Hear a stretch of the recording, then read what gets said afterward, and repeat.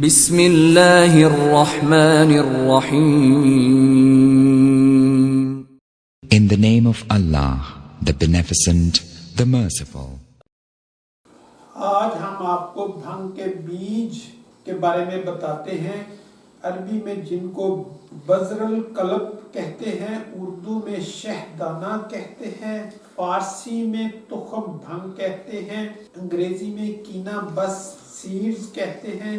تعارف: مشہور عام تخم ہے، مونٹ کے برابر قدرے گول تخم ہے، رنگ خاکستری، مائل سیاہ، ذائقہ تلخ، مقدار خوراک 1.5 گرام سے 3 گرام تک، مزاج کے لحاظ سے سرد خشک ہے، افعال و اثرات کے لحاظ سے قابض، مسکر، منوم اور نشہ آور ہے. کیمیاوی طور پر خون میں سودا بڑھا کر دل کے فعل کو تیز کرتا ہے، محلل اعصاب اور مسکن جگر ہے. خواص و فوائد کے لحاظ سے چونکہ سرد خشک ہے، اس لیے مادہ تولید کو گاڑھا کر کے جریان منی کو روکتا ہے، امساک پیدا کرتا ہے، قابض ہونے کی وجہ سے دستوں کو بند کرتا ہے، رحم میں رطوبات کو خشک کر کے حمل کی استعداد کو بڑھاتا ہے، رحم میں رطوبات کو خشک کر کے حمل کی استعداد بڑھاتا ہے.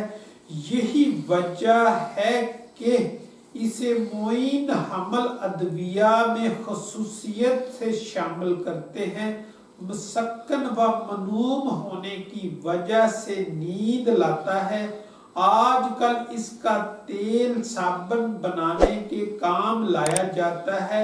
برگ بھنگ سے سمیت میں کم ہے. یادداشت: بھنگ کے بیجوں کا مزاج بھی سرد خشک ہے، کیونکہ کسی دوا کا اس وقت تک گرم خشک مزاج قرار نہیں دے سکتے جب تک وہ صفرا پیدا نہ کرے. چونکہ تخم بھنگ مولد سودا و ریا ہے، اس لیے اس کا مزاج سرد خشک ہے. اس کے لیے تخم بھنگ کا ایک خاص نسخہ حب نورینا کے نام سے ہم آپ کو پیش کرتے ہیں. اجزاء: تخم بھنگ، مازو، گڑ پرانا ہر ایک 10 گرام، ٹکیا مور 4 عدد، کستوری 1 گرام.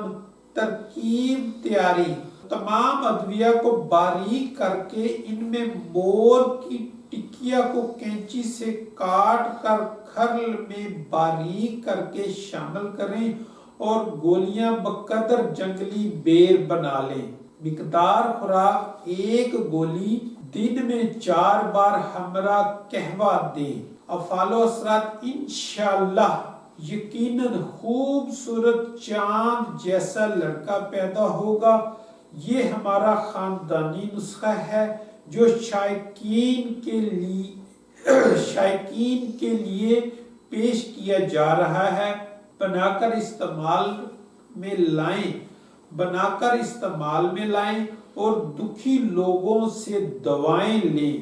نوٹ: حب نورینا کا استعمال اس وقت کریں جب حمل کو پورے 2 ماہ ختم ہو جائیں اور تیسرا مہینہ شروع ہو جائے.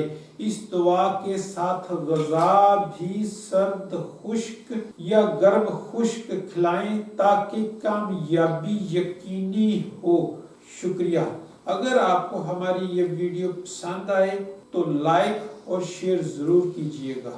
اللہ حافظ.